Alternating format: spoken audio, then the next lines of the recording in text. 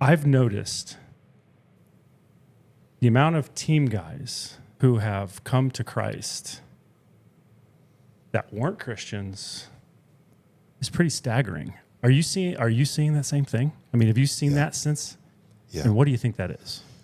I think it's the time. I think it's the timing of this on earth of what's happening in the bigger picture, the bigger spiritual picture. I think things are coming to an end. I think the fallen are realizing their time is short. They're panicking, and they're ramping up their attacks on mankind. And I think God Almighty is raising up His remnant. And in that space, in that circumstance, He's tapping some of us on the head saying, wakey, wakey.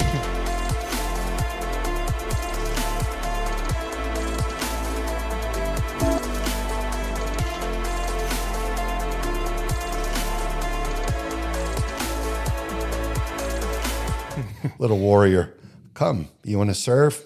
This is why you were born. Wait till you get a load of this. And guys are waking up spiritually. And I have them calling me all the time. All the time. Brothers saying, Sawman, like I had this spiritual breakthrough and we're supposed to love each other. I'm like, I know. Yeah. And they're like, it's beautiful. I'm like, I know. Isn't it? It's just so interesting to me where we come from a place of, I mean, our jobs, if you want to break it down simply, is we know how to kill. Yeah. That's a simple way of putting our jobs. And then we get out of that business and we realize that killing's not what we were put on this earth for. I think sometimes you have to go to the extremes to appreciate the other extreme. It is true. Yeah, there's an awareness and enlightenment that comes with exploring the boundaries in all directions. Right. And but it is, it's not just, you talk to any team guy, even the most thuggish team guy, if you think in your mind, this is the most thuggish guy on my team, you go ask him, why are you here? They do love people. They do love their country, and they want to put themselves between harm and those that they love. So it is an act of love to lay down your life for others. And that's why I have such respect for our teammates, man, and anybody in Spec Ops. I know, like, we know what it takes to get to that level.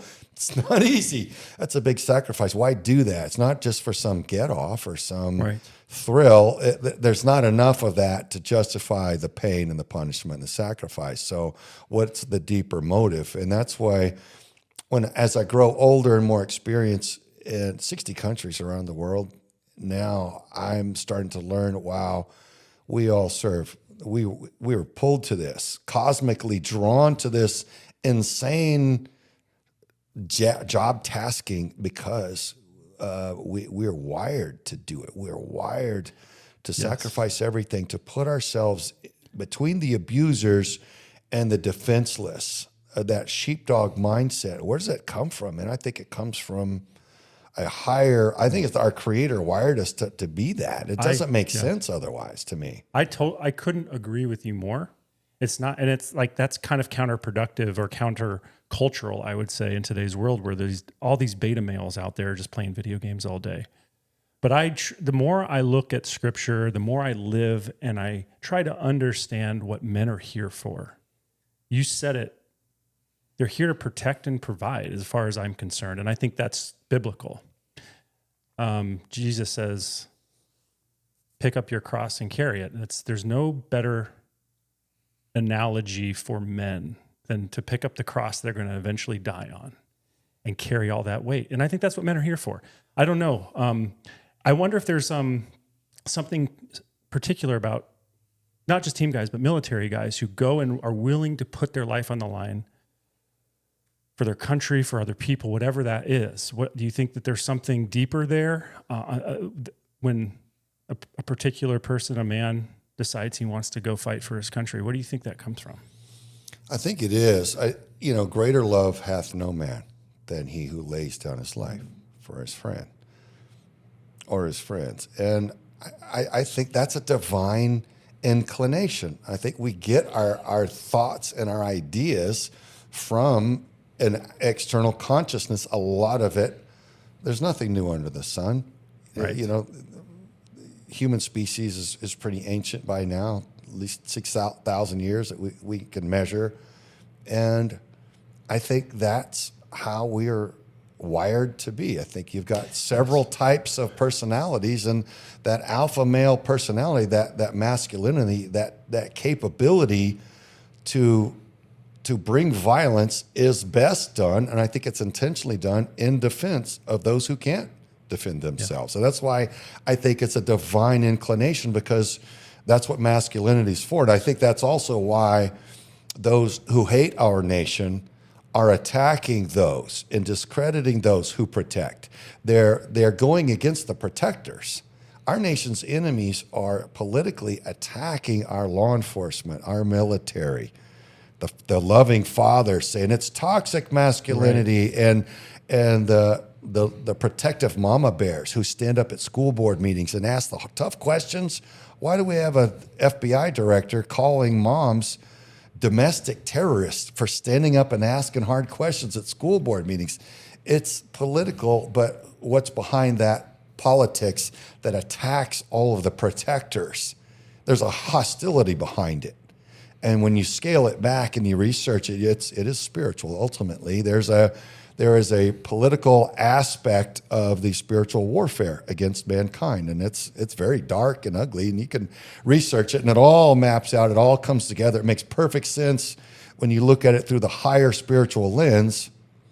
But if you just look at it from a practical, physical spectrum only lens, nothing makes sense. You're like, why are these people betraying their country and breaking things and selling us out? It doesn't make any sense. Like, well, look at it from a higher perspective.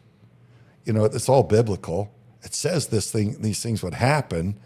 And if you trace who these entities' owners are, what's their political worldview, you realize that's exactly what they're going to do.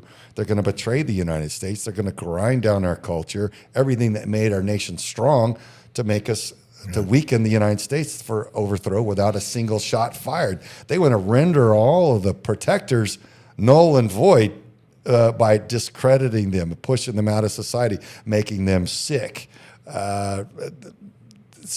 everything. I mean, there's so many ways that the strength of the fabric of our nation are under attack. It's overwhelming. But again, you can research it as far as you care to. The problem is, with the research, it's a little bit demoralizing. You start realizing, like, ooh, it's pretty bleak.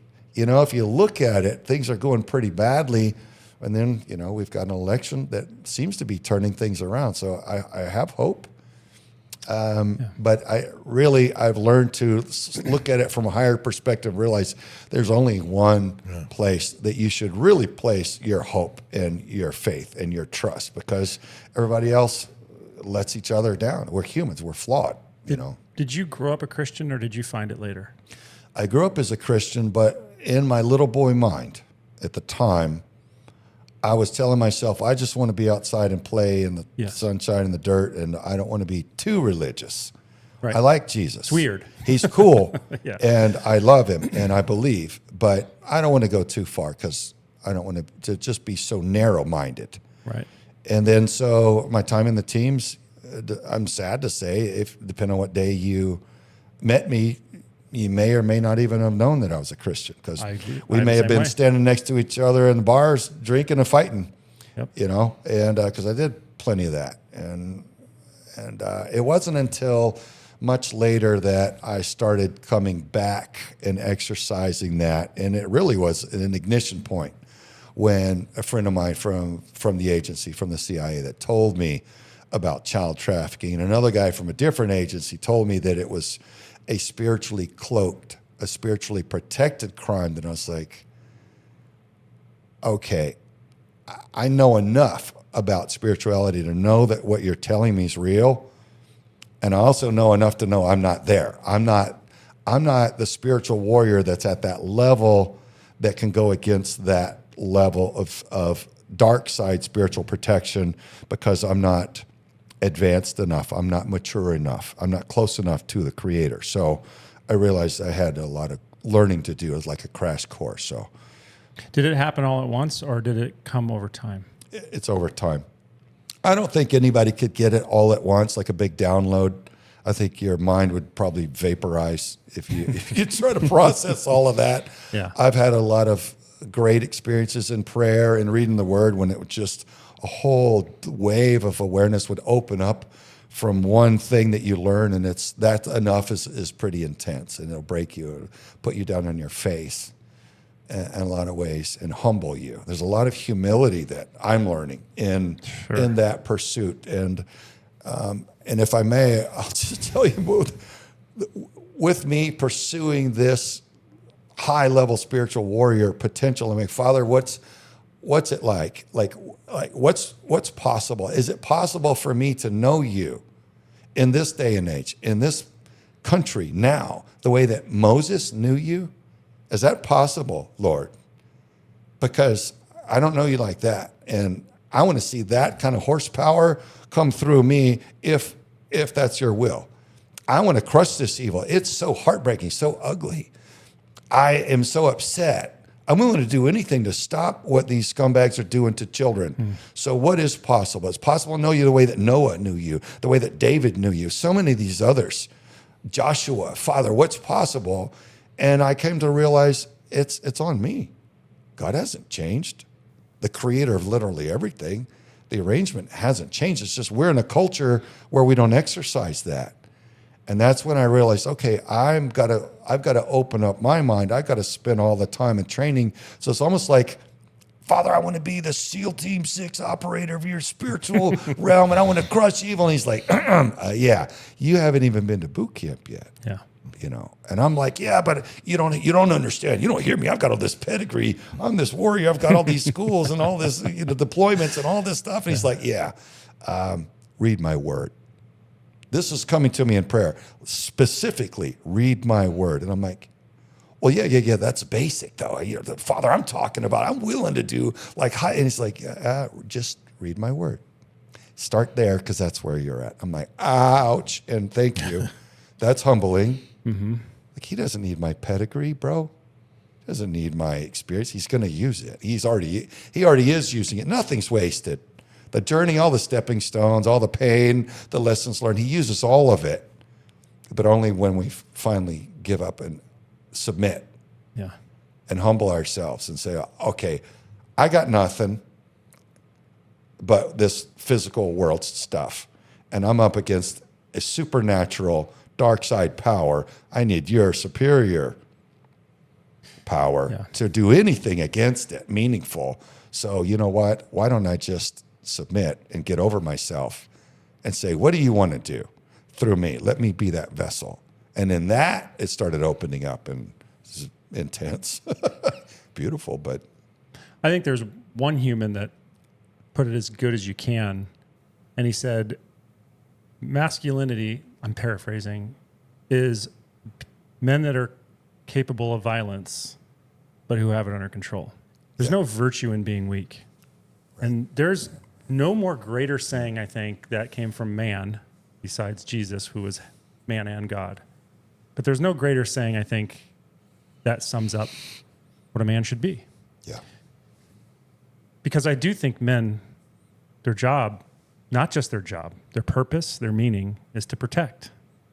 The main people you protect is your family, but if you're protecting anybody, I think that's what you get meaning from. And so how can you protect? Sometimes it's physically, sometimes it's emotionally, but how can you protect if you're not capable physically of doing so? Yeah, I think it's an embarrassment for a man not to have a level of physical capability. Now, I'm not talking about people who can't, people who are severely injured or disabled. I'm talking about a healthy, able-bodied man that chooses not to have any, like he can't change a tire. He can barely change a light bulb. And he's not able to put himself between aggressors and those that he loves. Mm-hmm. And we've all had these conversations, I'm sure, like, hey, bro, you hate the Second Amendment. You hate all the things that make strong men capable. You're saying that's toxic. Well, what would you do when what happens all the time, guys start kicking your doors open and they're doing unspeakable harm to your family? What are you going to do? Just cry in the corner while you watch it happen? Like, how can you look at yourself in the mirror? How can you live with yourself knowing that you're capable of doing nothing that you're really supposed to be able to do? So I agree with you that masculinity is here for protection. That's why it's there to provide and protect.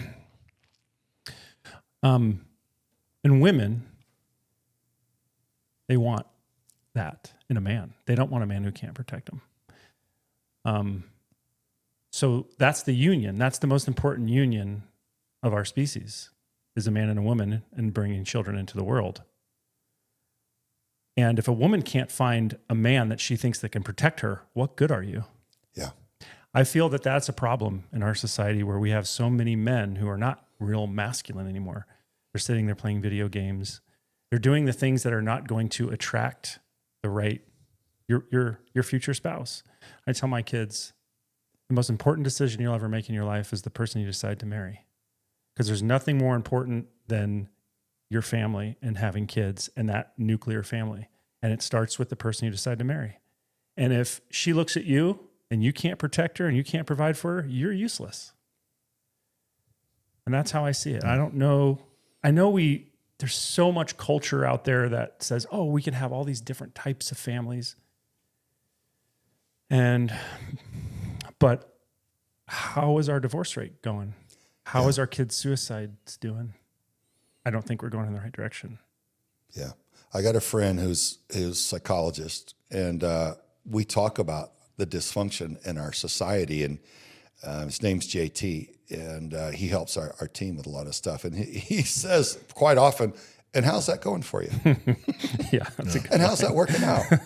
Any dysfunction, you can see it doesn't work. Mm-hmm. So why keep going that way? Yeah. And what you said is absolutely correct. You've got a strong masculine male and a feminine female who's brilliant and can do things. Like, my wife can multitask like I never could, dude. And as passionate as I am about loving my children, I can't nurture them the way that she can. I want to, but I'm just not as good at it as she is. There's just, everybody has skinned their knee and wants their mommy. If you're little enough, if you got a loving mother, daddy can't really be that. He might want to, he may love you, but it's like, hey, dad, you stiff arm him in the face, high five him in the face, run into mommy because she's that soft lap you want to snuggle up in. And so I think that union of that sacred masculine and that divine feminine design is perfect, man. It makes that perfect union. Together we are what we can't be alone. Yeah. And it's beautiful and it's sacred and it's perfect. And even that is under attack. Like every single thing. If you ever listen to Yuri Bezmenov, the Russian KGB agent that defected, that came over and warned us very eloquently about what our enemies wanted to do. They knew they couldn't beat us with tanks, planes, and guns. And so they were going to break down the strength of our nation from the inside, turn all of our institutions inward against the people, and grind down the strength of our nation so they could overthrow us without firing a single shot. And my God, they had done it. Pretty good. Huh? We were like on our last gasping breaths before this election, and I hope we run the ball up so far upfield in justice and common sense and fiscally and all the return of industry and all this manufacturing. Yeah. There's so much that we have to repair, and I think there need to be so many traitors and quislings put away for life that those players aren't on the game board next election. I mean, we could talk all day about the deep betrayals, the treason carried out by Americans in high places against we the people that are like, you pick a scandal and you start researching behind it. You're like, there's horrible atrocities been committed and no arrests in a lot of these things. That has to be broken. That has to be corrected before we have another election cycle, or else it'll continue that downward spiral. This election, this administration will just be a little speed bump on the downward spiral into the abyss if we don't put people away. I agree. I feel like it went, there's a generation like, so my generation, you know, we're about the same age, but like I grew up where if you stepped out of line, I was still in the kids are to be seen and not heard generation, and you stepped out of line, there were consequences, and you had the fear of dad in you, which is super healthy as long as your dad's not abusive, and he's, but you know, from the 50s to like strong families, father figure, dad being around, dad not being afraid to whoop ass if you had to, you know, like, hey, you get in a fight in school, you come home, you're going to fight me kind of thing, right? And then it just seems like it wasn't a slow transition. I'm sure there was some sort of transition in the 90s and the 2000s, but like it just seems like really in the last 15 or so years, it went just off a cliff, downward spiral into, you know, now it's, well, you know, women can do anything a man can do, which to some extent, brain power, sure, that's true, but should they? You know, should we be pushing them to compete with men? Yeah, to compete, you know, oh, well, you know, hey, you identify. What? That you identify? Like, even if you're not a believer and you just understand nature, biology 101, like there are things that women are not capable of that men are, and there's a lot of things that men are not capable of that women are, but like this is so convoluted, and like in schools now, 5-year-olds can make the decision, you know, I'm going to use the women's bathroom because that's how I feel, or I want to be a cat, or I want to be, this is just like in the last 15 years, this is just my opinion. I don't know if I haven't really been paying attention, but it's gotten more overt. You're right. Like in your face. It's gotten like, far more overt. You know, it was in 2007 that I was overseas in a war zone working with a certain agency, protecting their people, and I started learning about so much of the deceit and the betrayal and how many of the major events in our nation's history have been misrepresented to us historically. And I started researching, and I was horrified at what I started finding. And initially I started running around telling my friends and family, oh my gosh, here's the truth about stuff. And they were like, they weren't ready. Conspiracy theorists. Some people were like, yeah, you know, I kind of know. And other people were like, just clam up because it's painful, that awakening to truth. And so now I'm seeing all these years later, it's common knowledge. I see on social media everything said that I learned in 2007, you know, and I've been trying to alert people to it ever since. And now it's like the lights are coming on and people are becoming more aware. And it also seems like those on the dark side, the wicked, the corrupt, are becoming more overt. They're more emboldened, and I think in a lot of cases they're more desperate because I think they're behind their intended schedule.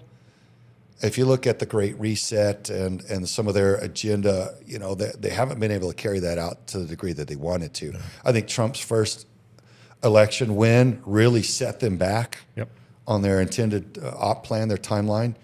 And so in their disruption, they began throwing a couple of Hail Marys and started getting desperate and making mistakes. And those mistakes led to more exposure. And that exposure is leading to panic. And I celebrate that. You know, when your enemy is panicking, push them. You know, push them, and it's only going to compound their problems. And that's why I celebrate the lights coming on, if you will, and the truth coming on. You know, people just exploring and realizing whatever's really true. We want to know that so we can act and vote and work in our own best interests, rather than be sold into some whatever the scam of the week is in politics globally. So, like we talked about with extremes like Christianity, right, going from one end to the other, I'm curious to know what you think about the extremes of war. You've been to war. Anybody who's been in the military the last 20 years has been to war. What do you think of our involvement in the current wars, and what does it mean for the United States, and when should we go to war and when shouldn't we go to war? Well, it's my personal opinion. I think of it the way our founding fathers did. We should only engage in warfare when it's necessary to defend our nation. Now, I appreciate the notion of standing next to an allied nation to defend their homeland. I think it's an honorable and good thing, but I think it leads to a goat trail of the mission creep, you'll understand that term mission creep. You start off to do a little bit and you end up doing something completely swale that the people hadn't agreed to, and it's just bad. It's like, how did we get here? So I think we better get a handle on that. And I think we have an administration right now that seems to believe that way. And the more I learn about what our intelligence community has fallen into, manipulating regimes and regime change in this way and that way, and they're not great at it. A lot of it seems to be very messy. And I've met a lot of people overseas who are very angry at the United States about stuff that, the American people would have never voted for. And they were made a lot of promises to get informants and allies out of their hostile situations in their war-torn third world countries, but not. They were left there and abandoned, and they were burned alive or whatever the atrocities happened, and their families pulled out of their houses and tortured to death in its streets. And it's just horrible. It's like, what does our intelligence community think it's doing? Well, it's probably drunk on power. I mean, because there's not really a lot of oversight. They're supposed to be the Intelligence Oversight Committee. Do they really have any oversight over the CIA? It seems to me that they don't. The CIA does what it wants to. And all of our intelligence communities, there's 17 or 21 different intelligence agencies out there? Do we really need 21 agencies or whatever it is? It seems to me that the bureaucrats, the unelected bureaucrats, have taken control. The incentive, there's nothing stopping them. And like you said, mission creep just turns into like, let's do whatever. Politicians probably get rich off of it, and the people in the CIA get promoted, and they get to go do all kinds of interesting jobs. And I can imagine when I was a young guy, eager to go into the teams, you're going to do what the military tells you to do. You don't question an op. Right. So you get into the CIA, you get into any of these intelligence agencies, and you take your orders. And you're just indoctrinated into this system. And to rise, you need to follow orders until you get to the point where you're giving those same orders to the people below you. And you probably only rise to a certain level to where you're obedient. I get the sense that that's how it works. And that's a corrupt, to me, that's a corrupt system. Yeah. You hear over and over that there's congressmen who just can't get any real oversight on the intelligence communities. It's out of control. Hope the Trump administration goes in and does something. I hope Tulsi Gabbard can go in and do something. I hope who's the guy, the FBI guy? Radcliffe. Well, Radcliffe's the CIA, Cash Patel. Hope those guys can go in there and do something and really make a change, because it just feels, and I don't know, I'm not in there, but it feels like these are just rogue agencies spending our money on things that we have no idea. Where are the receipts? Oh, it's black budget. Okay. Yeah. Sounds cool and spooky and neat. I wish I had one of those. At this point, I'm the one paying for it. So. Yeah, give me a black budget. Well, it seems like the currency that makes the power brokers around the globe really function are the children. And that's the dark secret that people don't want to talk about. And they don't want to know about because it is emotionally painful to learn. Like, what's happening? They're trafficking. What are they doing to these children? And what's all this dark stuff really about? Well, that's the currency of the power elite around the world. And, I started this in 2017. I founded Veterans for Child Rescue just to make a documentary because big tech wouldn't allow me to crowdfund It's crazy. The doc. So I had to found a nonprofit org just to make a documentary. And I was just going to sail off into the sunset. I was going to show everybody what's really going on with full faith that the American people would revolt against that if only they knew. And then I saw the whole system's rigged against that evidence coming out. So I'm like, wow, it's going to be a longer fight than I thought. So, I don't know if it'll ever end for me, but I'm going to just keep fighting against this. But I'm learning that what you really deal with, for people that don't understand what's going on with all the Jeffrey Epstein and Ghislaine Maxwell and the Diddy parties and Harvey Weinstein and Hollywood and all the different politicians that are being targeted and blackmailed, all surrounds the children, the organ harvesting, all just dark, dysfunctional stuff. What you're dealing with there are the weak of character, whether male or female, it doesn't matter. Weak of character want wealth and power, and they'll do anything, including selling their souls to get it. And that's where the children come in.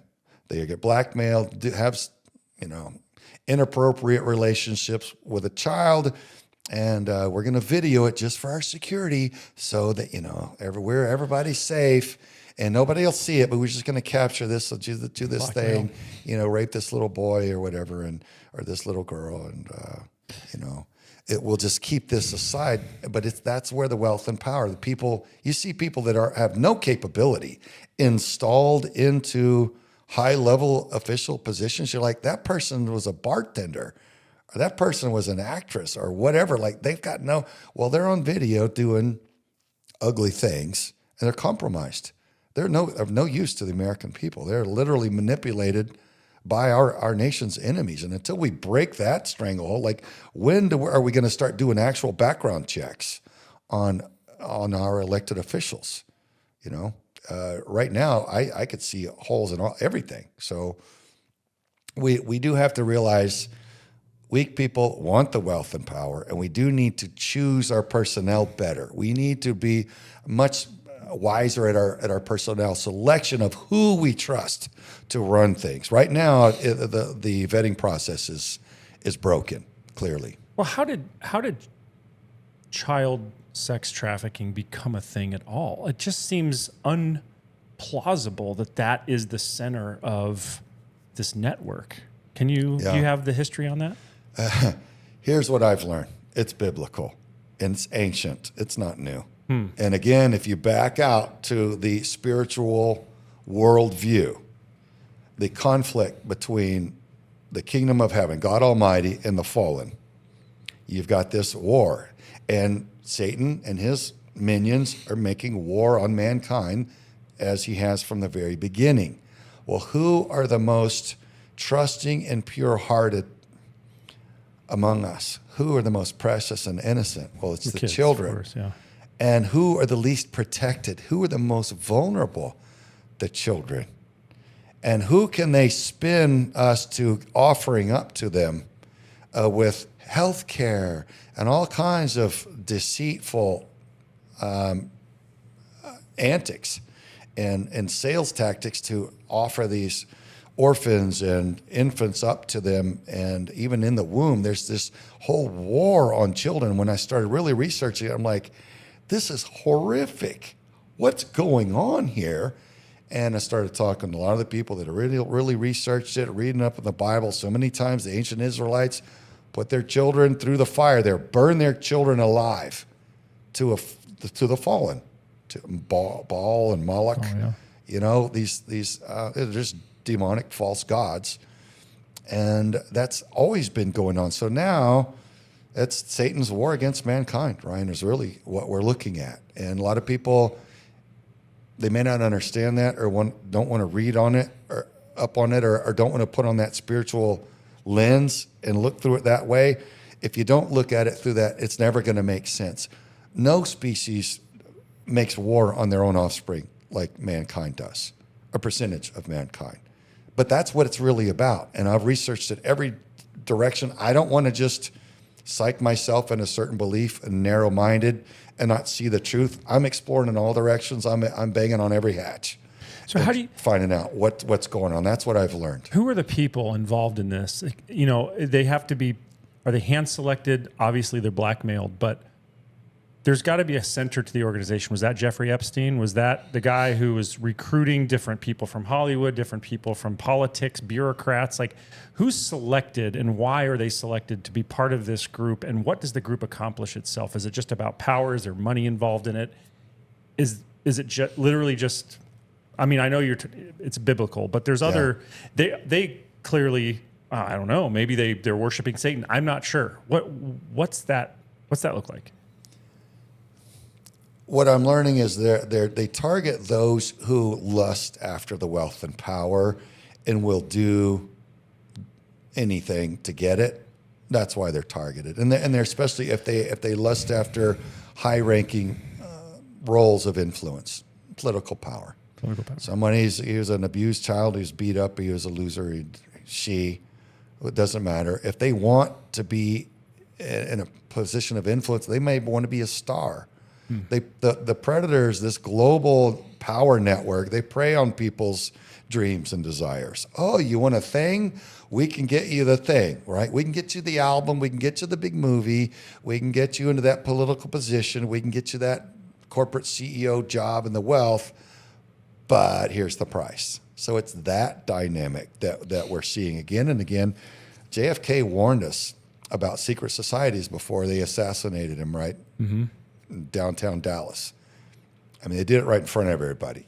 And that was a message. And what else did he recently said? He said he should have broken the CIA into 1,000 pieces. So you got two elements there. And he also, I think, was going to go up against the Federal Reserve and get rid of that betrayal and that deceit, you know. Someone else printing our own money for us at interest. Yeah. So we start off in debt. Well, how cool for the people that have that scam. Hey, if your family owns the Federal Reserve or your network of families own that, well, that's pretty cool. Yeah. So it's what I'm learning. It's these networks of power broker families, you know, the ancient bloodlines and that, the Rothschilds, the Rockefellers, people, you know, it's not too hard to research. And they run big global banks and they move hundreds of trillions of dollars around the globe, and they can pretty much buy who and what they want. And that's that their control mechanism is getting people on children. Look, when you and I grew up, a politician used to have an affair to be blackmailed and controlled. And then it got to where our morality was ground down and weakened to the point to where nobody cared if people had affairs. Then it had to be a homosexual affair to be damaging. You got to catch him in bed with a man, and then we can really control him. Now it's all the way down to children. So it's a commodity in the control aspect of it as well. And so there, you got different nations playing on that with the intel side and the collection and the control, the manipulation to push agendas. And we're being betrayed through a lot of it. We're being sold out because so many of the people that we voted for or trust in DC are on video doing unspeakable acts. And that's all got to be cleaned up. We can't have scumbags in charge anymore. It just doesn't work. We've already tried it. You know, do what thou wilt. You know, whatever you want goes. If it feels good, do it. Well, how's that working out for you? Yeah. It worked out in catastrophic destruction of the greatest experiment in freedom and liberty ever dared on the planet. You know, a constitutional republic, if you can keep it. And we damn near lost it. Well, I think perfect storm, right? Everything you're talking about from elite level people, but the country itself or society in general is so morally bankrupt that we stand by and watch it happen, or we don't believe. Like, there's a certain population of people that'll listen to this and go, "You're crazy, dude. That doesn't happen." Well, it happens. The proof is there. It's been happening. But they just choose not to believe it because it's uncomfortable. It's I don't know, man. Or they feel it doesn't fit their agenda. It doesn't fit what they've believed for 20 years and what they've put their efforts and mental acumen to. Or they get this one. There's actually people that actually trust the federal government to have their best interest at heart. Those guys are cool, one. Man. They would never do this to us. Here's a fascinating story. A friend of mine, he was high-level agency dude back in the day for a while. And he's retired now. He's getting older. But he was the guy that the agency sent around to disseminate the agenda. And it was a global Marxist agenda. It was hostile to the Americans' best interest. And he later figured that out. He was a young hippie and was high rolling with all the big Formula One races in Monaco and all the yachts and all the Hollywood elite parties in Beverly Hills and all. He was in the middle of all of those things. They inserted him into all those places to disseminate the agenda, the narrative, the political narrative. And it was more like, he wasn't saying, hey, here's what you're going to say in tomorrow's broadcast. He's like, hey, Ryan, what do you think about this this one study that they just did, and here's what we've just learned, and here's how things are going to go in the future. What do you think about that? Well, I guess I think this or that. Oh, hey, that's beautiful. That you're smart. You should say that. You'd get a lot of credibility because it's going to happen. Oh, okay. So just Johnny Appleseed going around selling this stuff. So he was targeted. You guys see the movie Eyes Wide Shut? I have not. By any chance? Okay, well, there's Nicole Kidman and Tom Cruise. They go to a big castle party, and it's pretty dark and morbid. Everybody's got these satanic like costumes on, and you see a lot of imagery on it a lot of times in relation to that kind of thing on social media. But they targeted him. They sent him a jet plane full of hookers and blow, and he's like, Craig, that was the season I was in. He goes, I was good with that. There were 3 women, and he goes, I'll admit I had a great time. Gorgeous, world-class, like supermodel women. And he said, I had my party all the way over across to, I think it was Sweden, put him in a big hotel, highest end of everything, sent with a limo into this big castle through the gate, and just extravagance wealth.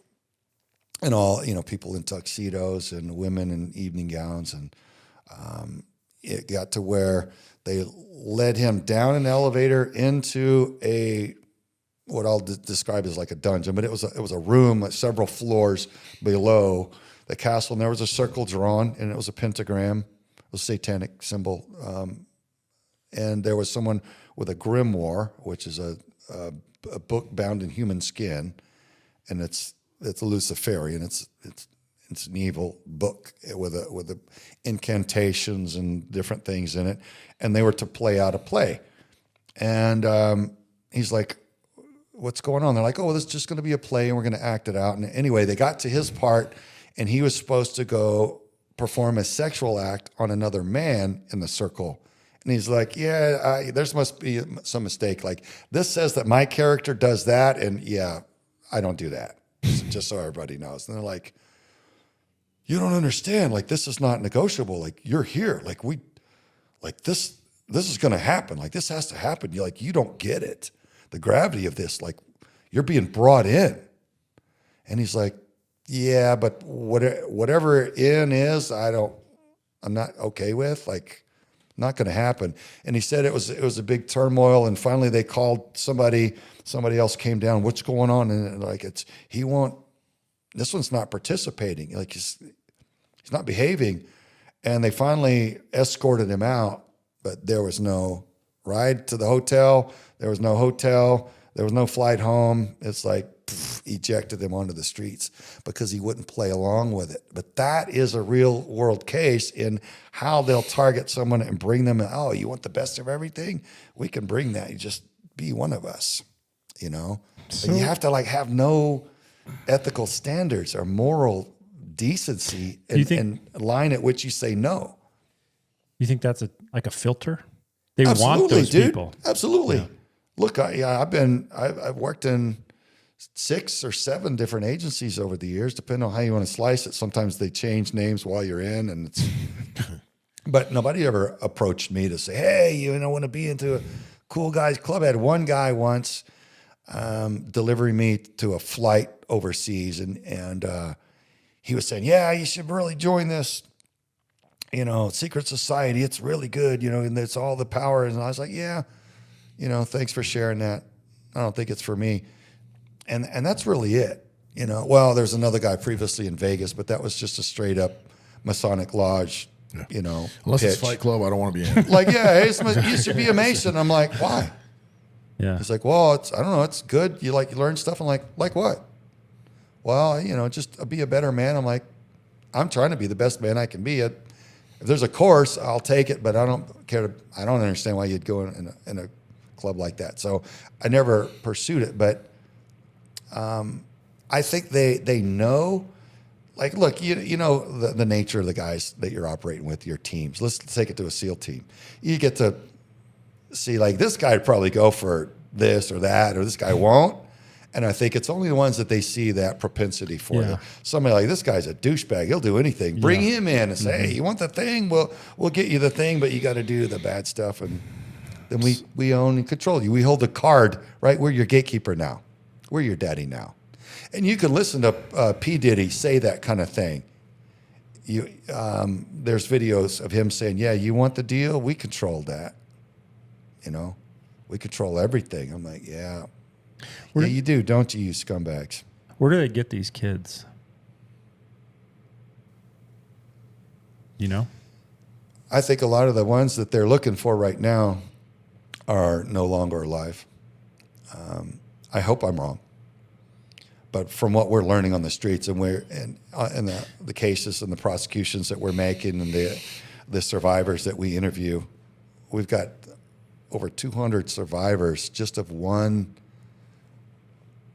high-level religious institution that's inverted and utterly satanic at the very top that go into detail of what they've experienced. And you can't help but be heartbroken and horrified at that. But when you learn what it's really all about, you're like, a lot of these kids aren't surviving this.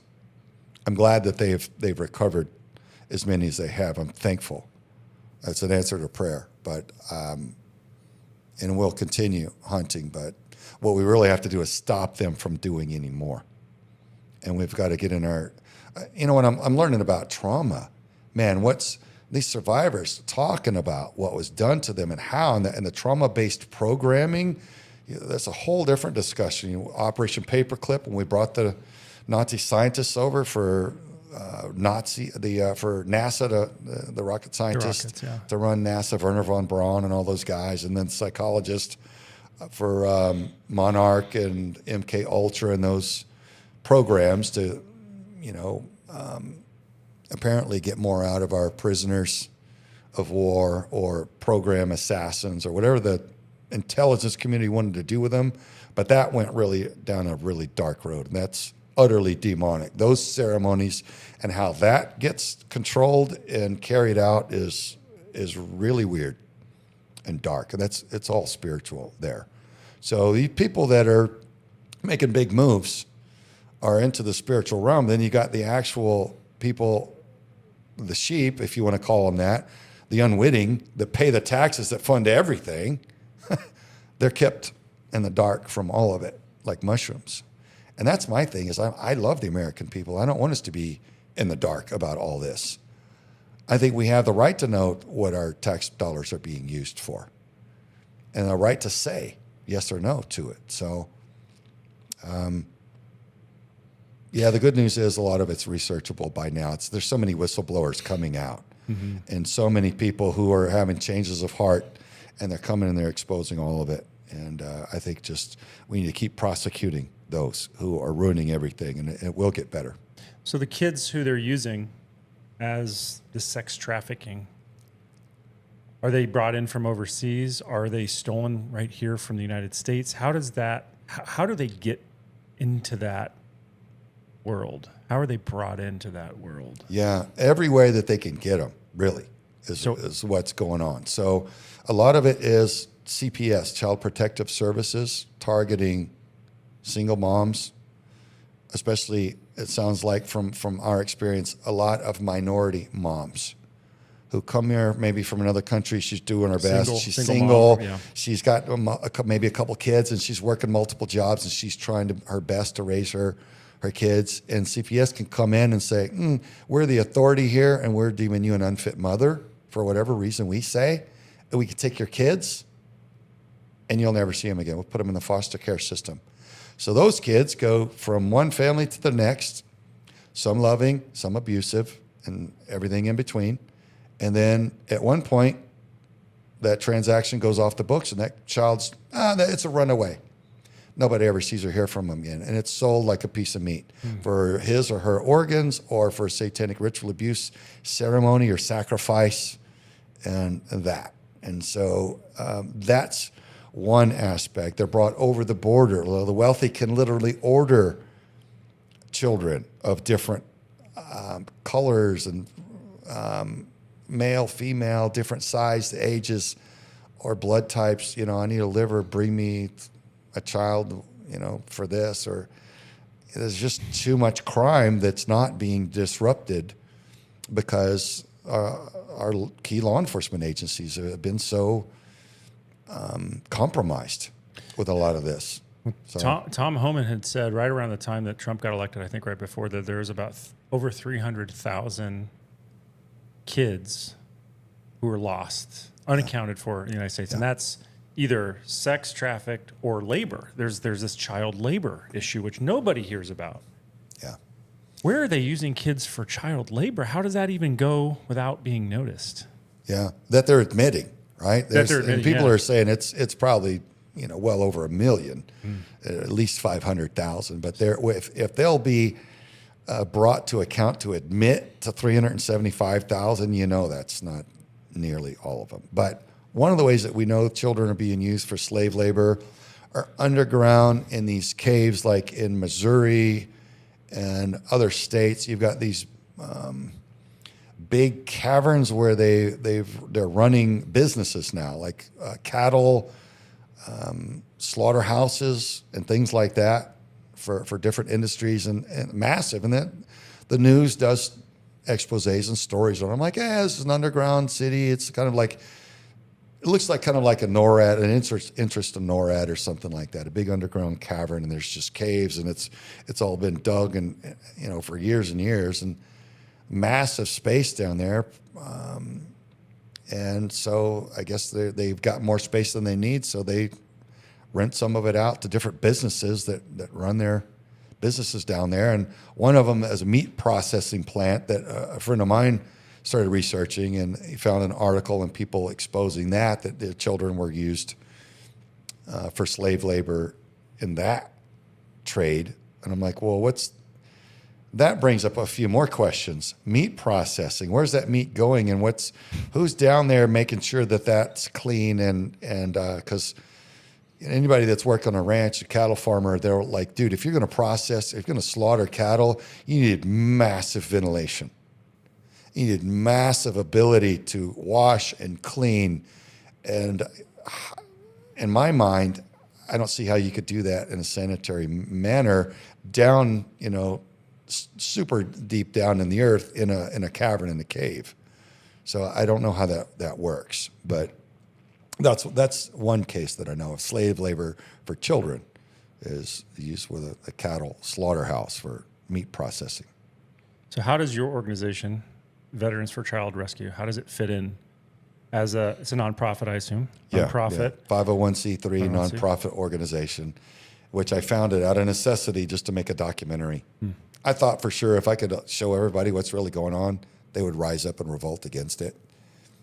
And that was really not the case because it's painful information, so people shut down. Mm-hmm. Sure. It falls in the too hard box. Like, I can't face that, so la la la la la. I'm gonna put my fingers in my ears and almost like so hard to believe too. Yeah. It's almost like you see it right in front of your eyes, and it's still hard to believe. You know. Yeah, it's like a lot of couples. One's cheating on the other, and it's the betrayal so devastating. They just like pretend it's not happening. I think it's that. And so what we do, we've rescued a few, but in the United States, it's illegal to move a child without a power of attorney from the parents and a warrant from law enforcement. And so, if you're able to have the location of the child and a power of attorney from the parents and a warrant from law enforcement is just going to do that extraction and rescue. You don't need a third-party NGO for any of that. So what can we do? So what we do mostly is sting operations. We run joint sting operations with federal and local law enforcement, and we put out different profiles, ads, and the predators just run to them. They flood to them. It'll stagger you. We had one of our chatters, meaning the person that's on the devices talking to the predators that are stalking children and pursuing children online. She showed local law enforcement, who were both military veterans, by the way, and one male and one female. She showed them the nature of the chat. She says, here's the face, and it's just a neighborhood app. Hi, I'm Sally. I'm new to this neighborhood, and I like, I don't know, butterflies, stalker, whatever. That's it. Nothing sexual, nothing suggestive, nothing provocative. And here are the comments from these men. First comment, second comment, and it's all the way third or fourth sentence already the end of vulgar, abusive sex, like horrific. And she said to the female cop, she said, you ever been on an adult dating site? She said, yeah, I'm divorced and I've been on. She said, have you ever been approached with anything like this as an adult? She said, nobody's spoken to me like that as an adult, even on a dating site ever. And she says, 12-year-old girl right here. Dude, both of those cops teared up. And one got up and walked away into the corner with his hands on his eyes, just shaking his head. And it choked me up, too, because we're hundreds in a matter of hours. One child. So if your child is playing a game or starts a social media page or something completely benign, innocent, be sure they're being approached by everything out there. So we really, as parents, we have to get in and look at who they're dealing with and safeguard them, because it's the killing fields now right on their phones or their video games. It's so strange.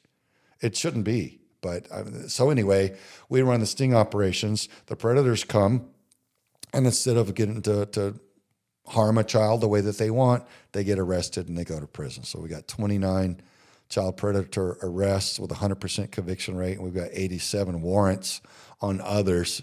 Some of them are being fought over by the corrupt side, trying to stop all of their friends and colleagues from being caught, but we already have the evidence on them. So it's a battle, man. This fallen world does not want the corrupt who are preying on children to be caught or seen.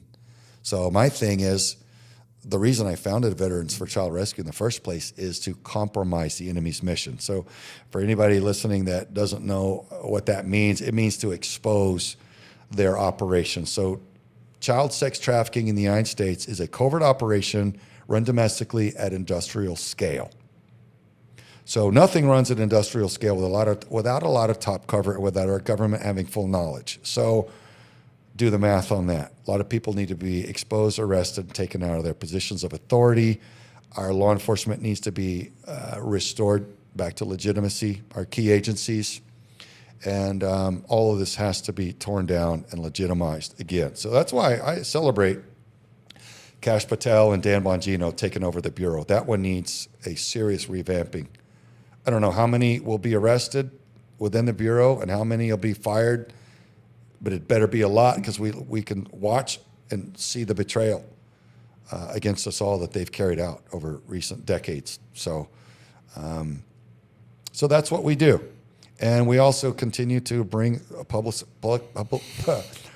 awareness. It'd help if you could talk, if you're going to bring public awareness. Well, we got a radio show, Defending Our Children. We filmed Contraland. We aired it to 90 million households on Daystar Network in 2020 in U.S. and Canada.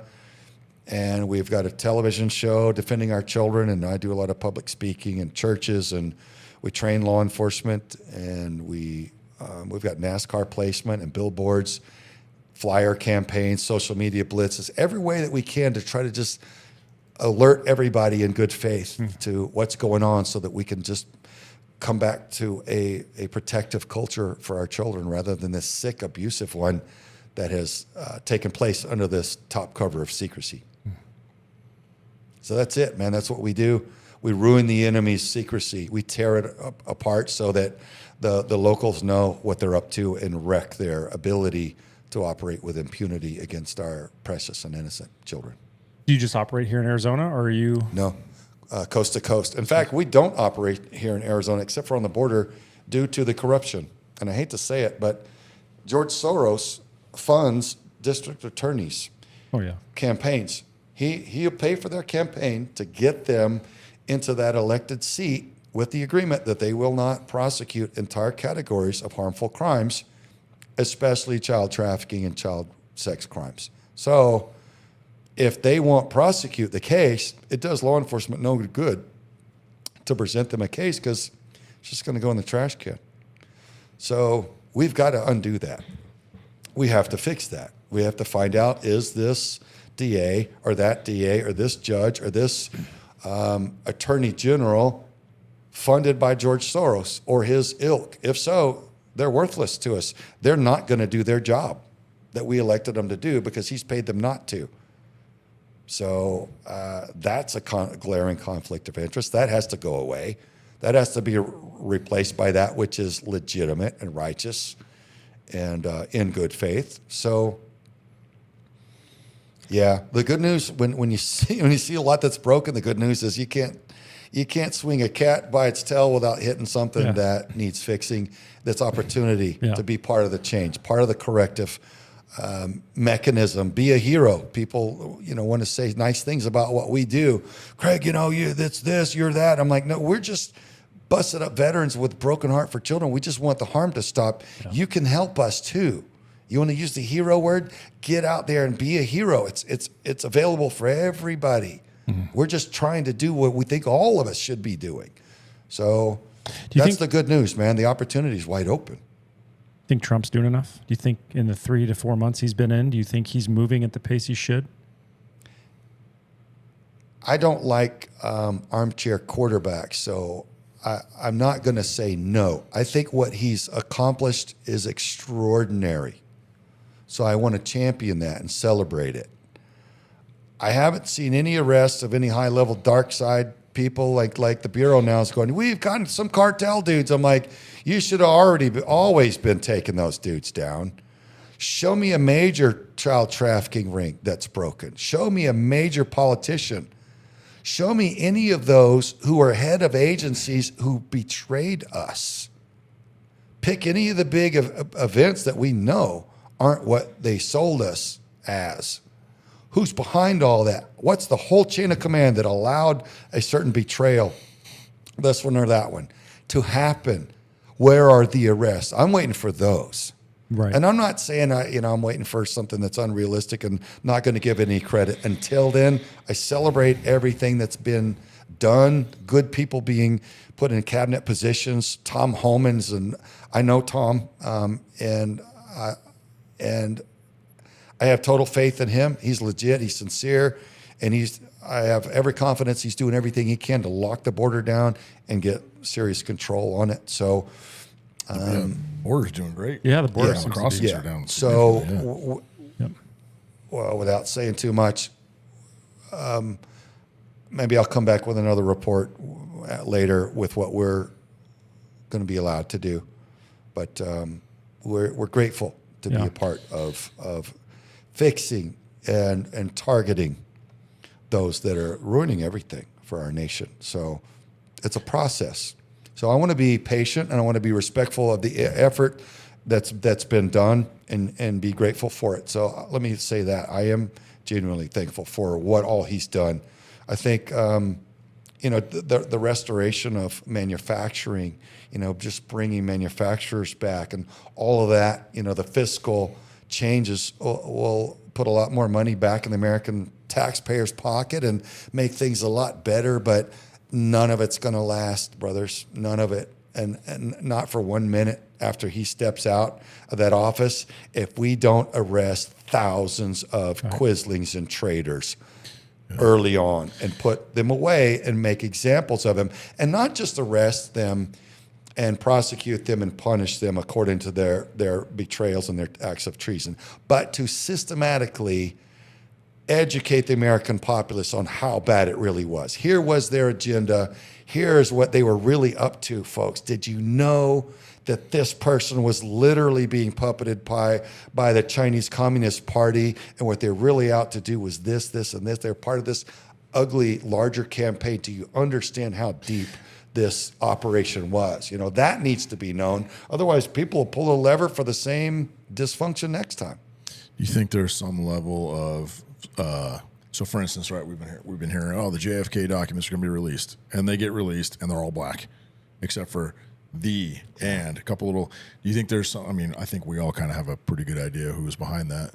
Do you think it's more they don't want to tell us because they think we can't handle it, or do you think they don't want to tell us because they're being threatened by said agency or whatever who was behind? I don't know. I Like the think if moon any landing, hey, that's agency fake, cool, we threatens a don't care. president needs to delete that agency and build a new one.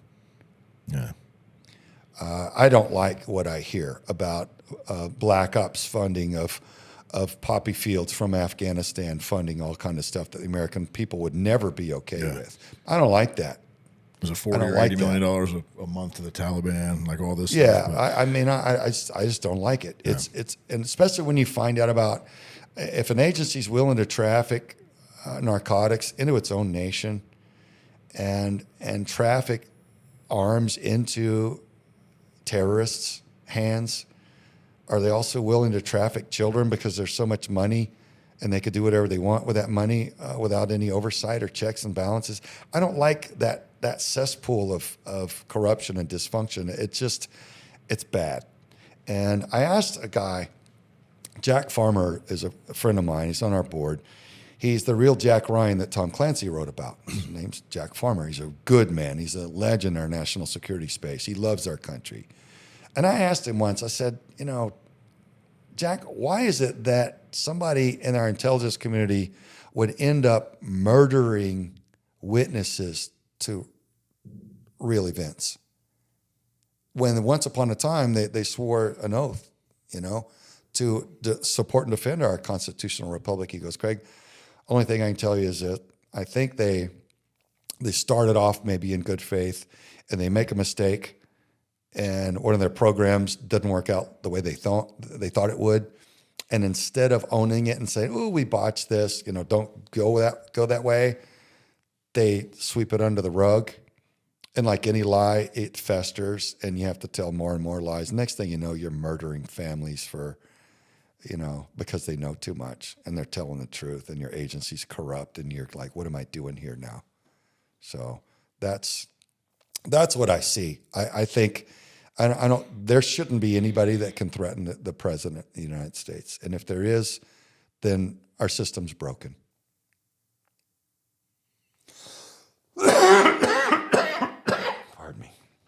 What do you think of Eli Crane? I love him. I'm a fan. Great, isn't he? I'm a fan. Look, team guys don't really give each other a lot of credit. Egos and all that, alpha male, all the guys clawing and fighting to get theirs and make their mark, make their contribution. I have no qualms whatsoever about lifting up Eli Crane and honoring him and his heart. He's genuine and he's acting in good faith and he's a fighter. Mm-hmm. And he's not taking the easy route. He's doing what he should do to defend the people who elected him. Yes. He's the only one I see that's really doing that. I love him for it. I'm like, dude, I hope you never turn and fall down and go down the dark side because so far my socks are inspired off, like you seem to be just doing great. Like, so yeah, I see nothing but good, man. And I appreciate that. Yeah. I appreciate it. I saw him maybe last month. We did a event together. Mark Lee, they've got his mom puts on an event here, and Mama Lee, he spoke he was the main speaker, and he's the same guy he was before he went in. Yeah, just same guy. And I spoke to him a little bit, and he's just the same. That's all there is to say. He's the same guy fighting for what he's always fought for. He's not changed. He's not been manipulated or corrupted into the political world. You could just tell he was still the same guy. Okay. You know what I'd like to ask him though? Off the record, sometimes go, hey bro, so when you went in, what manipulations were attempted? What kind of leverages were attempted to be placed on you? Because obviously you didn't fall for them. But like, what was it really like? But you said, how ugly is it? Like you said though, they look for weak people, and they could probably tell right away he's not going to be a guy. He's not going to advance past this. Yeah, because he's not a weak person. He's not going to be manipulated. And they're probably fine with a couple of guys like him being in, like because they know plausible deniability. The majority of the people can be corrupted, and they go, okay, Eli's going to say his thing, and they almost kind of need that. You know, Sure. and so cool. Let him do it. Let him do his thing, and because we got these 4 over here Yeah. that are. I think Eli's the real deal, man. I mean, everything I've seen and known about him. We're friends. Oh, so, God bless him. Let's move on to another team guy. It's a little more controversial. Okay. Dan Crenshaw. What do you think of Dan? I don't. You don't. He's not got a good reputation. No. Do either of you guys? Know I don't him know from him service? personally, no. Do you serve I don't at know all? him either. No. And I don't care to. And it's sad. I defended Dan for a long time. For a long time when people hated him for years because he was a team guy and I felt like that was the right thing to do. I only defended him on social media. Not like I was some hero, by the way. But people would go after him and I would defend him. And it came a point where I couldn't defend him anymore. Well, I think And at I a certain felt- point felt for you, bad that's natural, right? Yeah. He's a team guy. This is our guy. This is brotherhood, you know. But Yeah. I've You know, there's so many strong men in the SEAL teams. I would love to see more like Eli Crane go and actually be a legitimate public servant, a servant leader like that. And instead of get in there and just become a politician and disappoint Right. so many. I've seen all the comments about Crenshaw, and I know it's sad. It is sad. And I feel, I don't know what to, I mean, he has the right to his own opinions and his own views. So I don't know if to feel bad is even the right term, but I do feel for him he takes a lot of heat from his own community. I mean, he's been in fights with Goggins. He's been in fights with Gallagher, Tucker Carlson, all the big names. Not just, I don't like Dan, like legit hate him. So it seems like he brought that on himself, but you still feel bad for the guy in a way. He's a team guy, he lost his eye serving. yeah. So Everything's a choice, though. Yeah. Everything. And that's one thing that I've learned in my more recent growth is that, number one, be humble. Number two, everything's a choice. Everything. Who we will ourselves to be and how we decide to think, speak to people, and treat people. Everything's a choice. And I think a lot of people don't really fully grasp that gift of free will. It's like a superpower. Dude, I can become who I most respect. If I want it bad enough, I can make myself be better. And if I look at myself in the mirror and I'm honest, and I kick my ego's butt and I set him on the bench with a Gatorade, and I examine myself, and I see my flaws, I can operate against those flaws. I have the free will to do that. And that's empowering, man. And I think that knowledge is not welcome for the American populace to fully grasp, because a populace that fully knows where their power lies can't be subjugated, they can't be enslaved, they can't be abused. They know too much. I've often felt like, and maybe it's just because I'm part of this group and I feel like we're superior in some way, but the founders, we're kind of this legacy of the founders, like that spirit of freedom comes with consequences and responsibility, and we don't need the government to hold our hands. The government has done a good job over the years of making you think that you need them. All the security that they provide. Hey, you just give us a little freedom and we'll give you back a little security. And most of the people will just follow that. They don't want the responsibility. Responsibility is hard. But there is a group of Americans, and I don't even know if there's any that exist anywhere else in the world, and I think it's because of where we came from as America, 10 generations later, whatever it is, of people who still say, screw the government. I don't need you. I can live and survive and be happy without you. I think that's, in a way, the last real fighting force we have of good in this country, because everybody else seems to just be going along with what the government says. And when the government has you like a puppet, you're done. There's no more free will. You are the government's property. And what do you see all of our institutions saying about those who are self-reliant? Is it welcome?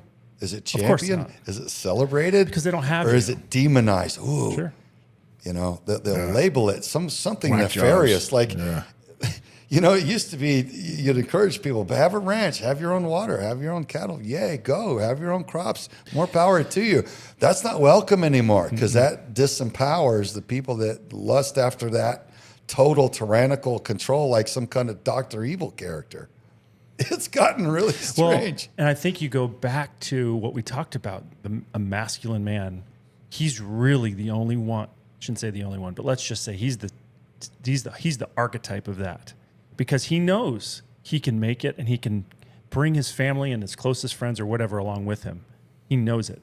Yeah. The beta males, and no offense against them, women have their own roles, but that's the role of the man, the masculine man, is to be able to survive outside of some governing power that wants you to be their puppet.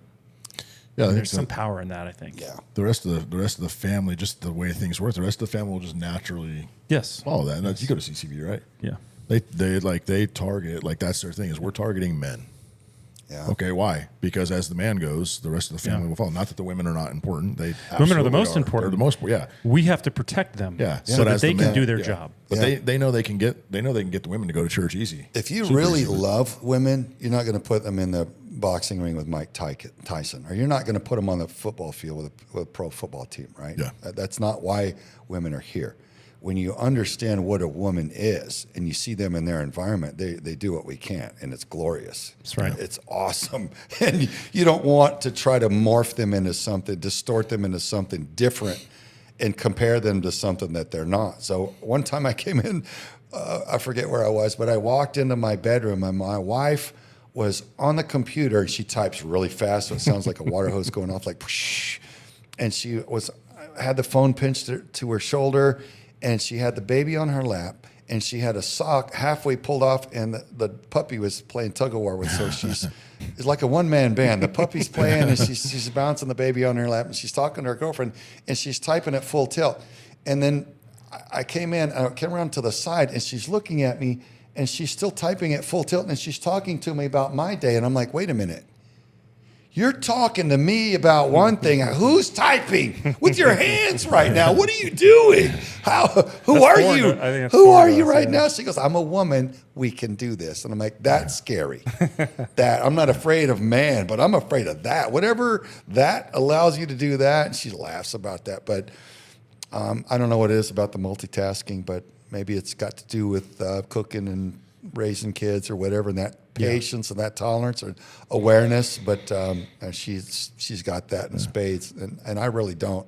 If I'm typing something on my phone and she tells me something, I haven't heard it. No. If I'm And typing I on- get in trouble. She's like, I told you. I'm like, was I I could do busy? one thing at a Because time. If I I'm can't typing on the remember. computer, I need to look at the keys with both of my fingers that I'm pushing. I'm like, listen. So anyway, yeah. I think Women a true- are glorious and priceless. And, But a true masculine man understands that. and a true respects masculine that. man appreciates And that. appreciates and that, he and like- will defend that. He will Yeah. treat her like the queen that he knows Yeah. he needs. Because he's not insecure with No, his own. He's no. totally secure in the fact that there's so many things that you can do that I can't do, and I appreciate the fact that you do them and do them so well. Yeah. You know? It's like two halves of a whole, man. It's yin and yang. Yes, sir. It's perfectly conceived. And, Yeah. That's right. So quit trying to change it. Yeah. You know. Yeah, there was I think I told you this. There was I saw, it was like a meme or some sort of stand-up comedian was talking about like his relationship, and she's like, oh, well, you're going to do the dishes and everything. He goes, no, I'm not.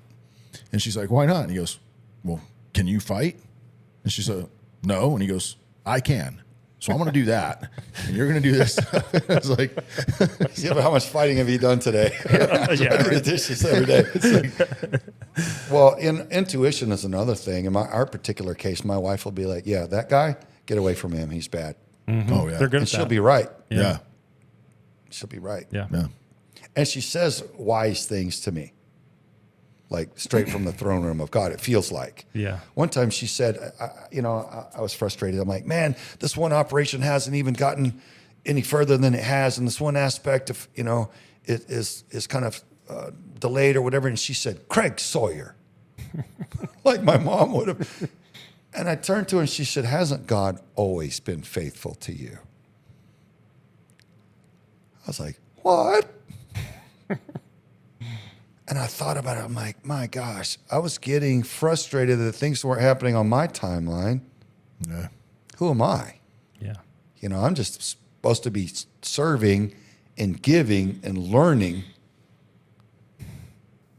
And I'm not satisfied with the rate at which things are advancing. So who am I to get frustrated? Well, how about I just keep the faith and be thankful? That's a better space to operate in. So, whew. So once in a while, she'll just turn and I'm like, yes, ma'am, that's that. You know where that, she's like, it comes to me and I say it. I'm like, well, thank you for that. I need that. That's beautiful. Jesus was never in a hurry. No.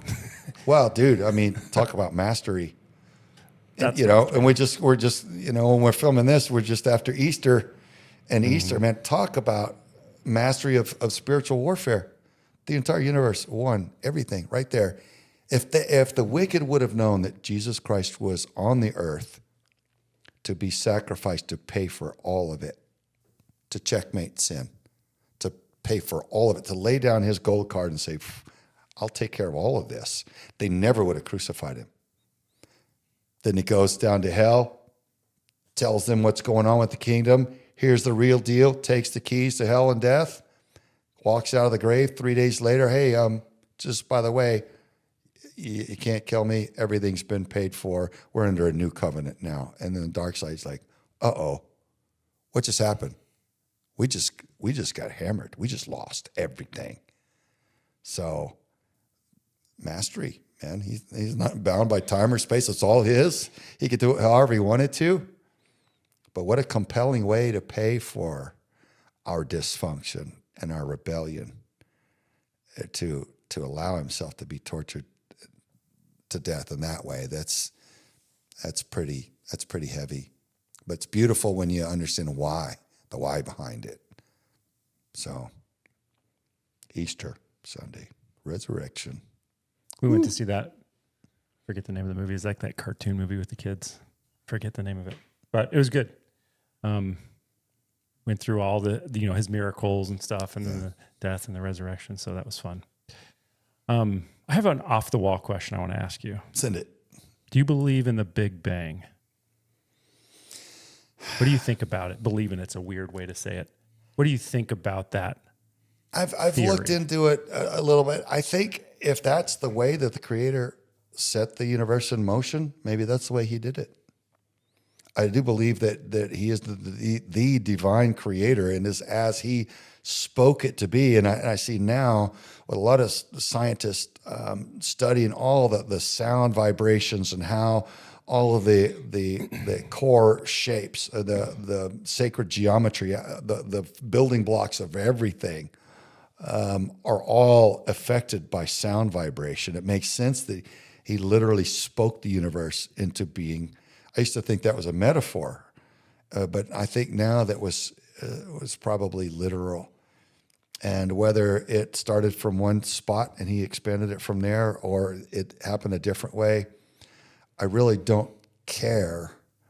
I think if we can measure the fact that it's expanding, then it probably did happen the way that they say. But it's just interesting to see the scientists try to eliminate God from everything.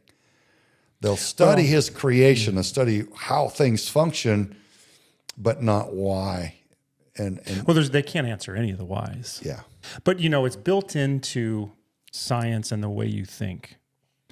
I don't think it's some grand conspiracy some people do why scientists don't really take God seriously. I think scientists are designed to measure things, and they take seriously what they can measure, basically. And if you can't measure it, everything else is kind of like, they just don't think about it. They don't touch it. That's what they're there for. So I think that over time, as that's what you build your world around, you don't leave any space left for God. Yeah. But the funny thing is they can't answer any whys. They just answer how. But here's a cool thing. They're kind of being forced to, or at least hit the brakes and go, too far. When they study subatomic particle levels down to the quantum level, they keep magnifying these things bigger and bigger. They get to a point to where there doesn't really appear to be physical matter at all. They're just energy vibrating at different frequencies. And Nikola Tesla said, if you want to understand the universe, think in terms of energy, frequency, and vibration. And the scientists are looking at this energy vibrating at different frequencies. And they're like, wait a minute, why is this piece of energy vibrating at this frequency and this one vibrating at a different frequency in a different pattern? They're all doing their own thing. And why aren't they spinning off and changing? And why is there order to this? What's behind it? And they're like, great Scott, it's almost as though there's an infinitely greater consciousness willing everything to behave exactly as it does. I'm like, thank you very much. You've just comprehended God Almighty to some degree. What makes me think about Schrodinger's cat makes me think about the double slit experiment. Basically what that says is, it's the Copenhagen interpretation, is that you need a human consciousness to make things real. That's the easiest way I can put it. Basically, the Schrodinger's cat, I don't know if you've heard this, but it's one of the more common things about quantum physics. Is the concept is, let me put it this way. The concept is, if a tree falls in the woods and you're not there to see it, does it really fall? That's the same thing as a Schrodinger's cat. Is a cat dead or alive if you can't see it in the box? Well, the reason why they came up with all of that is because as they were doing experiments in quantum physics with quantum particles, what they found was human observation affected the experiment. And when human observation was not there, it didn't. I don't want to get too far into that, but there is something about humans. There's something about our consciousness that we don't know, we don't measure. And right now, consciousness is still kind of taboo. It's still kind of like paranormal. There's some serious scientists working on it, but there is something about our consciousness.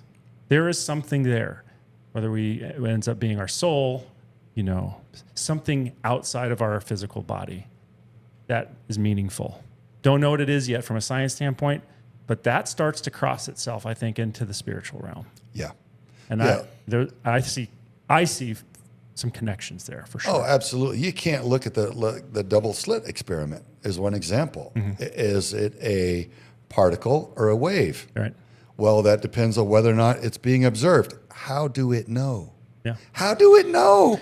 Yep. Right? You have to pause and ponder that and go, hold on a minute. Or as my friend, actor Matt Marston would say, hang on a minute.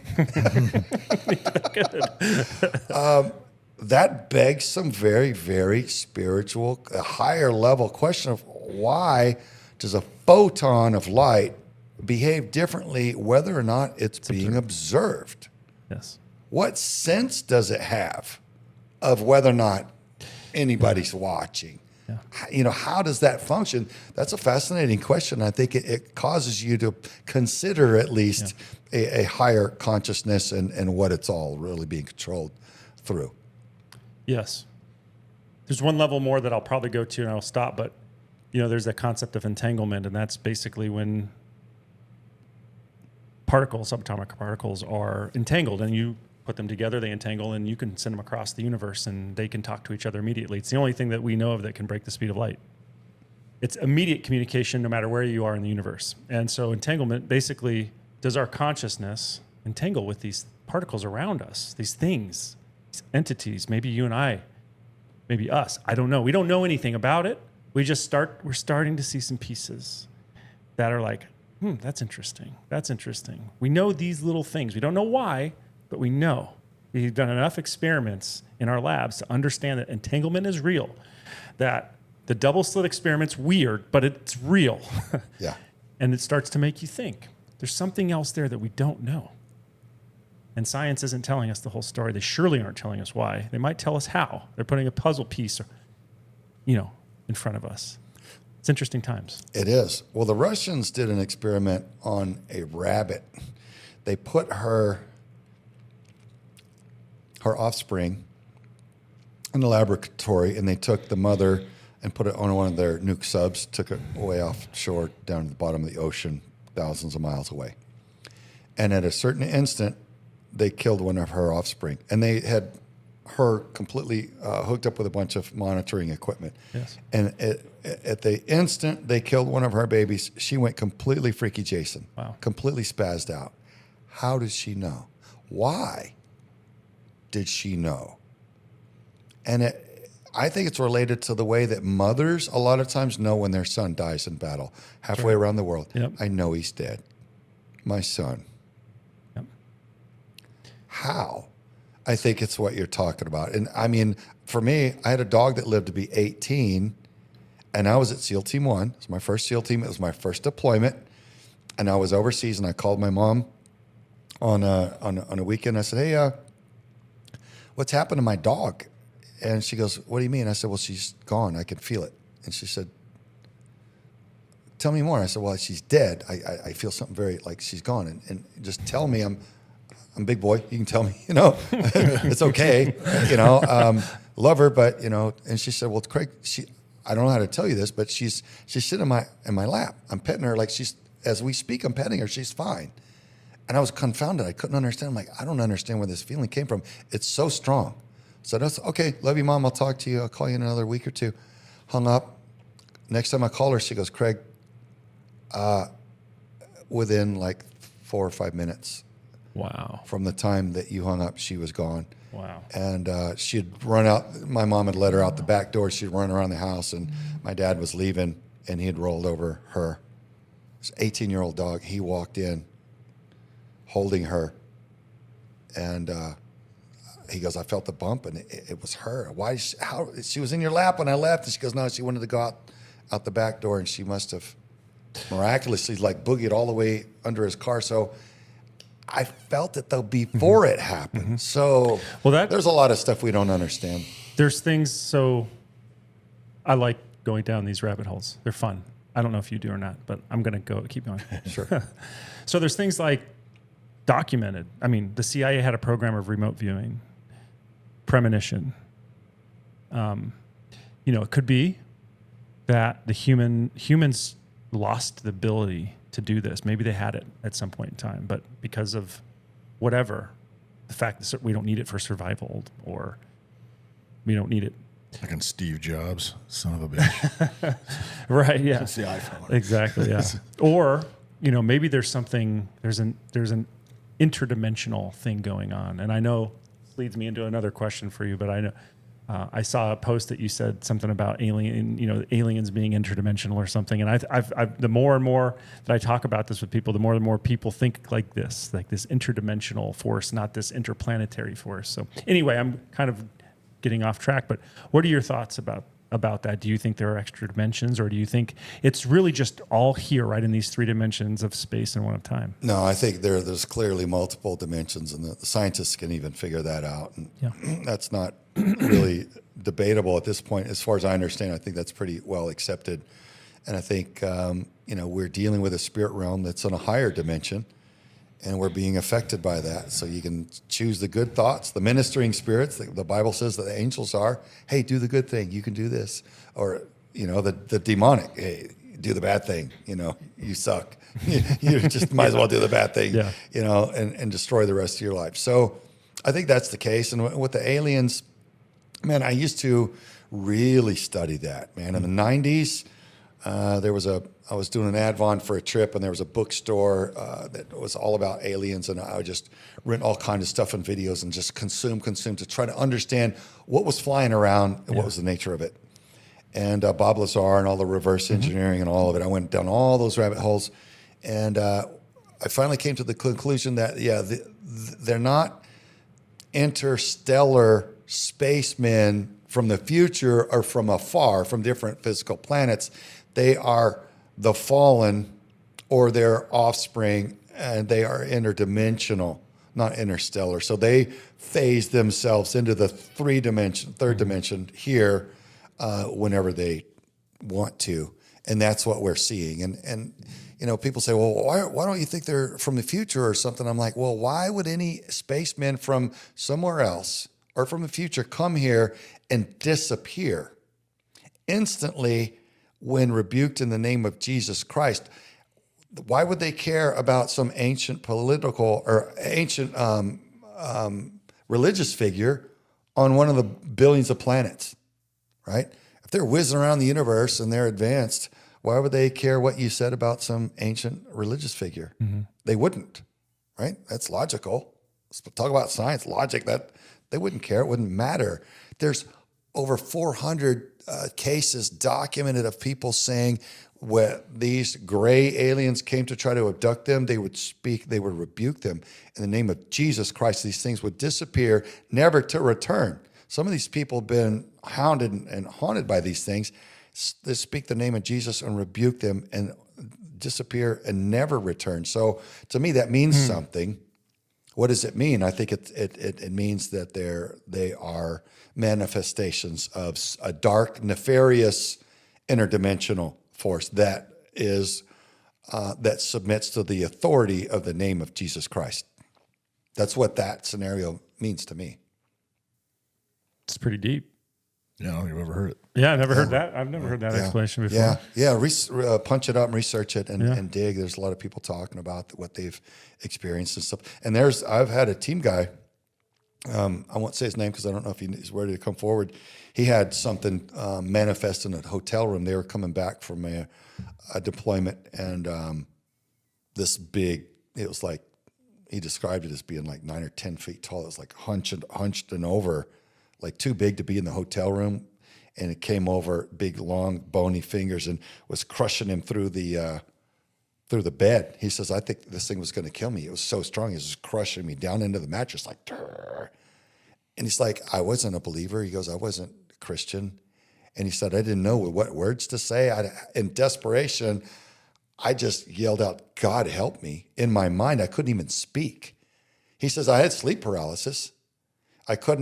He goes, I couldn't move, but I could move my eyes, and that was it. But I couldn't make any sound because he had a buddy next to him in the room in the next bed. He was going to yell to his buddy, like, hey, heads up, we got contact with some heinous thing here. He couldn't speak, but his eyes were free. And when he said, God help me, because that's the only thing that came to his consciousness to say, this big thing got disgusted and backed off and disappeared in a puff of dust. So it was manifested into a physical. Yeah. And then he could move. Then he woke up his teammates and goes like, hey, God, this just happened. And so, there's a lot that we don't know, but I think that everything really answers to only two kingdoms: the Creator, the kingdom of heaven, and all of his angels in his army. And I think when you encounter them, you're not going to have a creepy, weirded out feeling, because they, from all the angels stories and people that have encountered, they're usually saving people's life or encouraging people. And it's usually beautiful and glorious. And if you're scared and terrorized and it's bad and creepy, it's probably not good.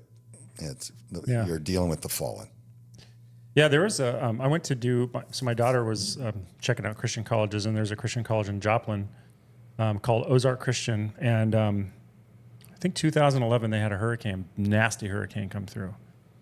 And houses were being thrown, people were being thrown. And there were many witnesses that like an angel came down and literally saved a number of people. And they tell this, we were just on a tour.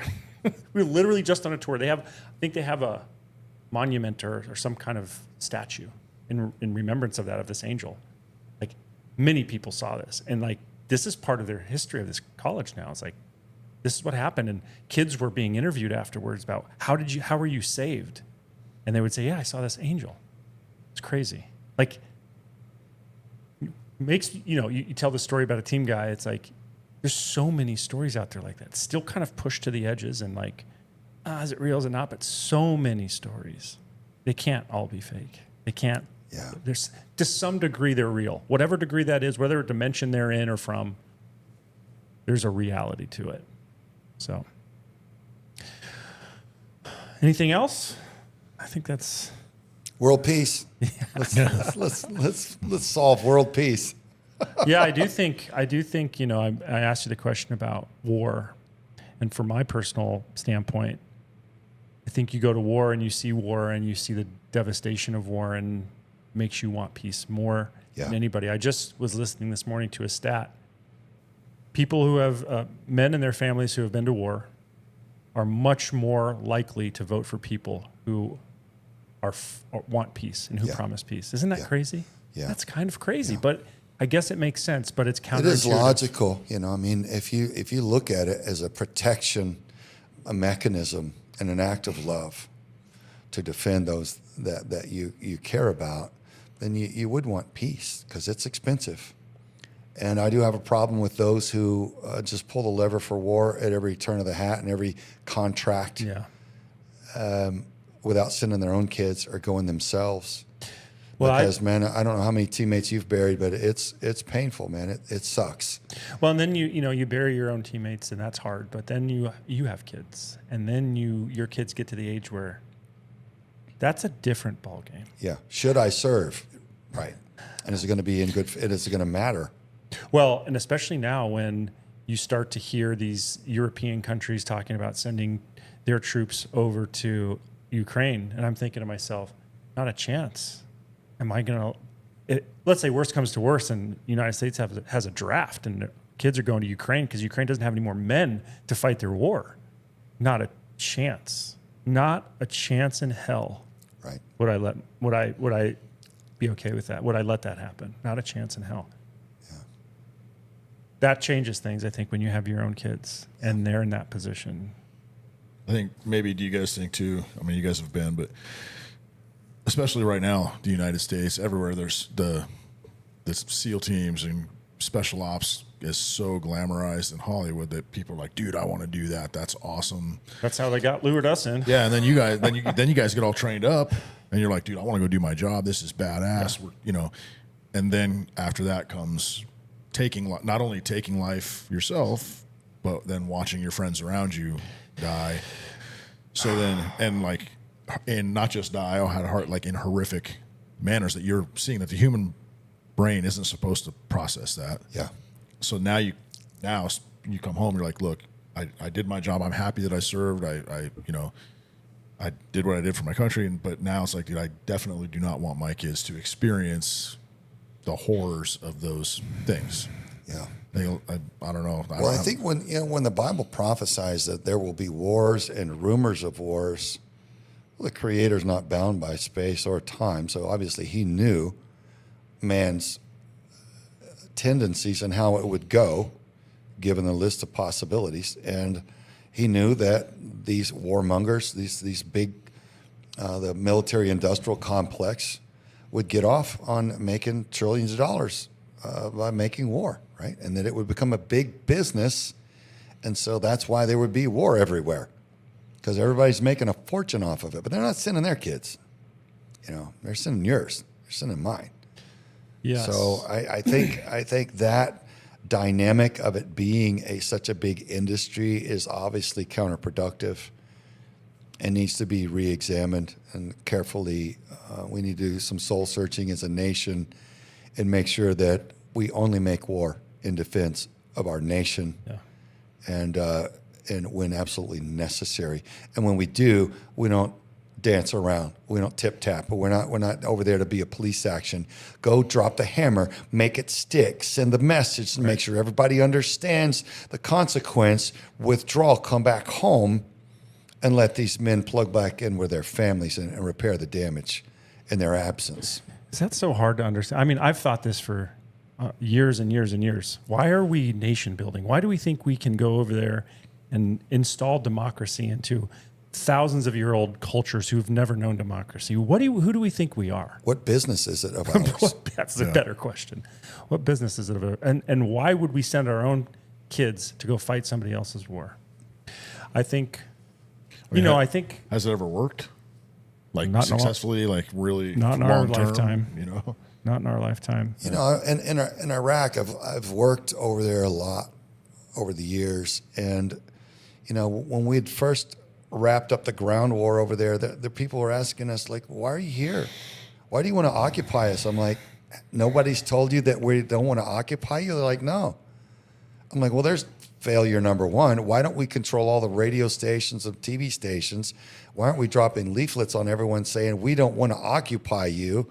We're just removing your dictator and giving you a chance to vote for what you want. If that's what we were really there for, why weren't we telling them that and letting them know so they weren't ambushing us and blowing our vehicles off the road every day Imagine- for years and years and years and years afterward. Imagine You know? if just like Russia just showed up and started, had brought their Humvees and rockets over here, and they were patrolling our streets, and we Yeah. didn't know what they were doing. Yeah, and the Iraqis, and I would tell them like, well, we're supposed to be here to bring you a chance to a democratic system, and they're like, well, what's democracy and how many goats can I get for it? Because I don't want it, but I need goats, Right. you know? And I'm like, wow, these people a lot of them didn't want whatever we were bringing. Yeah. And I understand removing a dictator because Saddam was not a good dude. But what happened since then? It's only gotten worse. We've got to examine what we're really doing. Well, now Iraq is a friendly to Iran. They used to be an enemy. Actually, Saddam kept Iran in check pretty good. Now they're friendly to him. As a matter of fact, we're still funding the Iraqi military, who is now part of the basically a wing of the Iranian military, and we're funding that. And we know it. Yeah. A lot of these things I used to really agonize about because I grew up, my parents would have the world news on, and my house was always full of international travelers, people from different agencies and professions. My father was a pastor, and a lot of people would come through our church and stay with us, and there's all these conversations. I learned a lot about how the world works and the power and all that kind of stuff. And but my pastor, Craig Coulter at OBCN in Oro Valley, he said once a few years back, and it was talk about grounding your ruck, dropping a heavy ruck that's had you weighed down and stressed out. He said, somebody showed up here today thinking it's all on you to save the day. And my whole row of friends and family looked at me and they're leaning over, and I'm like, uh-oh. Hey, is it getting hot in here? It's just me. Oh. And his sermon was a lot nicer than this, but I took it to mean, who do you think you are? Who do you think you are? It's on you to save the day for everybody? You to save the nation? Like, it's not on you. So in my growth, in my spiritual pursuit, I've learned really what my job is, number one, is fix me. Right. And that means on the inside out, purify my thoughts and my desires. Calibrate my heart to my Creator's heart. And I do that by reading the word that he left us. All of those lessons, all that history, everything is to show us what he wants. And what happens to people that turn against that, they end up in destruction. They beg for rescue. He rescues them, and then they turn back and they start sacrificing their children again. It's like, and then they get in trouble. The whole cycle keeps going around. We can learn about him, and we can choose his way over our jacked up, dysfunctional, human, fallen way and become better. And so I've just started trying to really decide that I'm going to fix me. I'm going to speak to people in a better way. I'm going to treat people better. I'm going to give more, and I'm going to do as much as I can against evil. And however far I get, it's going to have to be okay, because it's not all on me. I think that's a really good way to think. You can't help other people unless you help yourself and make sure that you're okay. And then you should have like these rings of people that you should help. Your immediate family, and then some distant family and friends, and then go help. If you're rich enough and everybody around you is doing great, then go help someone in Africa or something like that.